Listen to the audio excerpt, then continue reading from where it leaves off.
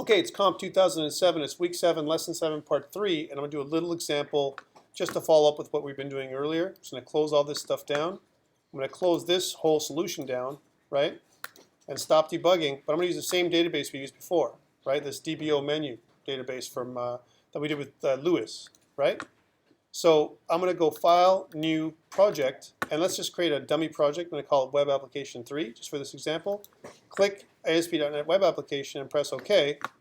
And when I do that, I'm going to use, this is where you get that extra global ASPX file, ASX file. You have to choose Web Forms, right? Press OK. Once I've done that, I've got this, right? And I need a model, right? So here's my models. I'm going to right-click on Model and go Add. And I need to, I need to really remember this piece, this path. So first I'm going to go Properties, right? I'm going to grab my path for my properties, which is this path right here. I need this connection string like I showed you guys last time. So here's where I'm copying. I'll go back over here, right? And I've got this path. I'm going to go to Models. I'm going to right-click. I'm going to add an ADO.NET entity data model, right? Which I'm going to call for now Model 1, just to keep the default name. Press OK. And EF Designer from Database. Next. I'm going to go New Connection. Actually, maybe I have my connection. Let's see if I have a connection. I don't. New connection. I'm going to put in the server name, right? My server name at .database.windows.net, which is on Azure. Choose my server authentication.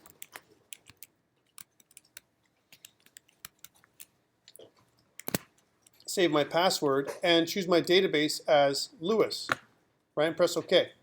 Once I've done that, I'm going to choose Yes here, and choose this from Lewis Entities, right, to default connection, right? Press Next. I need to do that. Entity Framework 6 is fine. Next. I'm going to choose all my tables. Next, and Finish. Once I've done that, it'll import the Entity Framework into my project, right, which does that connection. Right, so I'm just showing you this for the second time, another time, so you can see this, right? So that there's nothing that you, and I have already some data, right? Because I did it for my last project, so I can link to the same data even though it's a different project, right? Okay, it's going to do its thing right now. It's still working to get all this stuff done. Okay, there's my project and there's my ID. Everything is good. Okay, cool. I got my column mappings and everything else. I've got my framework in place. Okay, cool. Next piece. To show you how this works. Let's close this down.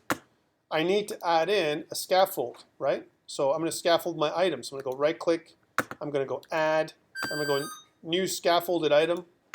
I'm going to add in Web Forms and Add. That's a neat sound. And then I'm going to go to choose my menu, choose my default connection. I don't have a master page, so I'm going to unclick this one right now because there's no master page, and click Add. When I do that, it's going to add in a section, right? And by the way, if you notice, models right now went underneath the models folder where it should have gone in the first place. I just didn't put it in there the last time, right? As it scaffolds, I got the same kind of stuff in here as before, right? But I need to add that friendly URL thing to my project in order for me to run things properly. So I've got my menus. Here's my menus, right? And I want to do my default menu. My default menu actually will run, but I won't be able to do anything else from here. So if I run this thing the way it is, just to show you, even without adding it in, it'll give me this error, this build error, right? And it's giving me the same problem with this URL. So I need to put in this friendly URL thing. By the way, if I get you to do this thing next week, I'll remind you, hint, hint, please add in friendly URLs into the, from thing. Yes? When you say next week, you mean after? Yes, that's what I meant. The next week we get together. Thank you for that. So I need to do this. I'm going to go right-click, and I'm going to go to Manage NuGet Packages. And inside my NuGet Packages, I'm going to put in type in friendly, if I can type, URLs, right? Which is going to bring up this one, which I'm going to install. And when I do that, this is all good, right, when it's finished. But I'm not quite done because I have this README I got to fix. And I've got this global ASX file, which comes with my default stuff. So I'm going to just pull this global ASX file up. I'm going to go to my README file. I'm going to grab my using statement, just to complete my installation of my friendly URLs, right? And I'm also going to grab in this little root config option, which I'm going to put in this area right here. And once I've done this, right, then we should be good to go. Let's run my default. I'm going to actually make my default ASPX. I'm going to run this as my set a start page for my project, right? So if I run it, it'll just start that page, right? Let's try this out. So if I've done this correctly, I should have connection to my data, and it's going to come up with my menu list, right? Now, if I put in a new item, I don't get asked for my ID because I've got that as part of my identity, and my model has been set up properly. So now I can put in my, taco special again, right? Which is a hard shell taco. By the way, the reason why this looks the way it is,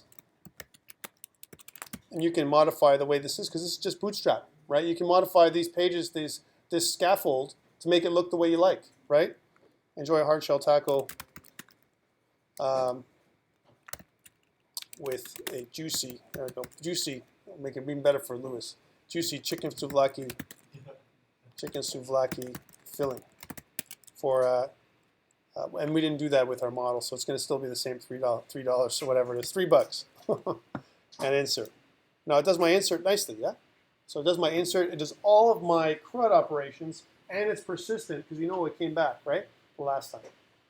So really quick and dirty way of doing stuff. I really like it. I recommend it. It's Entity Framework. It works with Azure, so we're working on the cloud. That means this is the way I'm going to make you guys do things for the exam, not next week, because we're next week's reading week, but the week after when we get back together, which will be officially week 8 of our course. Okay? Questions? Anyone have any problems or questions trying to get this to go? I recommend highly, if you're going to study, it's not going to be all practical. I'm probably going to have 20 or 30 kind of multiple choice questions, right? What's Entity Framework? What are the 3 approaches? What are the 3 approaches to Entity Framework? There's 3 different kinds of approaches. I covered it last week. There's the database first, code first, and the model first. Which is the most common? The one we're going to use? Database first. Right? Those are the 3 things, right? We're going to cover that. We're going to talk about the differences, how we drag and drop user controls and all that kind of stuff. The server controls. How we use master pages. We're going to cover that kind of stuff as well. And I'm probably going to put a couple of PowerPoints and all that kind of stuff up online so you guys have some reference material for next week. Again, 20 to 30 true, false, multiple choice, and then a little demo that you're going to put together where you do this. You're going to connect you're going to install the Entity Framework. I'm going to kind of a series of steps, right? By installing your ADO.NET model, right, just like we did before. Watch the videos because it's all in there, right?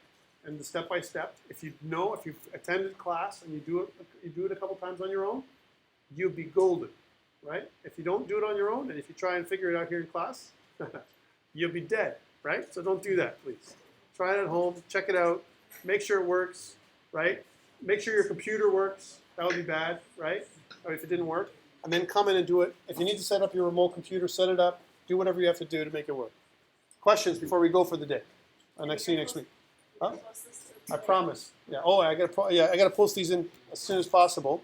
Yes. The videos, and I also got to update our project on GitHub, the one that we did before. All right. Thank you for that. And that's it for me.